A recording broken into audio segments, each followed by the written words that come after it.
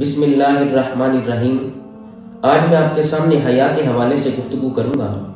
رب العالمین نے قرآن مقدس میں ارشاد فرمایا وَلَا يُبْدِينَ زِينَتَهُنَّ إِلَّا لِبُعُولَتِهِنَّ، اور عورتیں اپنی زینت کو اپنے مردوں کے علاوہ کسی اور کے سامنے واضح نہ کریں، جو ان کے شوہر ہیں ان کے علاوہ اپنی زینت کو واضح نہ کریں۔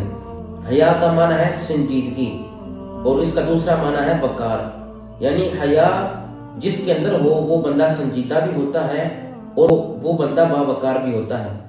تو اسی حیا کے معنی کو امام راغب اصفہانی نے بیان کیا، فرماتے ہیں کہ برا کام کرنے سے جو نفس میں تنگی آ جاتی ہے، تنگی بندہ نفس میں محسوس کرے، تو اسی کو حیا کہا جاتا ہے۔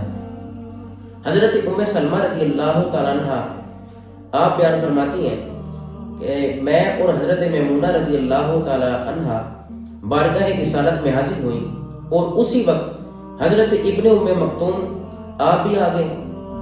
تو جب سرکار کی بارگاہ میں وہ پہنچے تو حضور نے ہمیں حکم دیا کہ تم پردہ کرو۔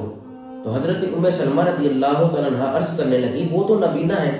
تو حضور نے ارشاد فرمایا وہ نبینہ ہے، تم تو نبینہ نہیں۔ تو پتہ چلا قرآن و سنت نے ہمیں یہ بتا دیا، قرآن و سنت سے ہمارے سامنے یہ بات آ گئی کہ مرد اور عورت کا جو اخلاقی وصف ہے وہ حیا ہے۔ حضرت ابو ہریرہ رضی اللہ تعالیٰ عنہ آپ بیان فرماتے ہیں کہ حضور اکرم صلی اللہ تعالیٰ علیہ وسلم نے ارشاد فرمایا کہ میری امت میں سب سے پہلی جو چیز ختم کر دی جائے گی، اٹھا لی جائے گی، وہ حیا ہے۔ اور حضرت انس رضی اللہ تعالیٰ عنہ بیان فرماتے ہیں کہ سرکار دو عالم صلی اللہ تعالیٰ علیہ وسلم نے ارشاد فرمایا کہ ہر دین کا کوئی نہ کوئی امتیازی وصف ہوتا ہے، اور دین اسلام کا امتیازی وصف اور خصوصیت وہ حیا ہے۔ ہمیں حیا کے بارے میں سوچنا چاہیے اور وصف حیا کے ساتھ ہمیں متصف ہونا چاہیے۔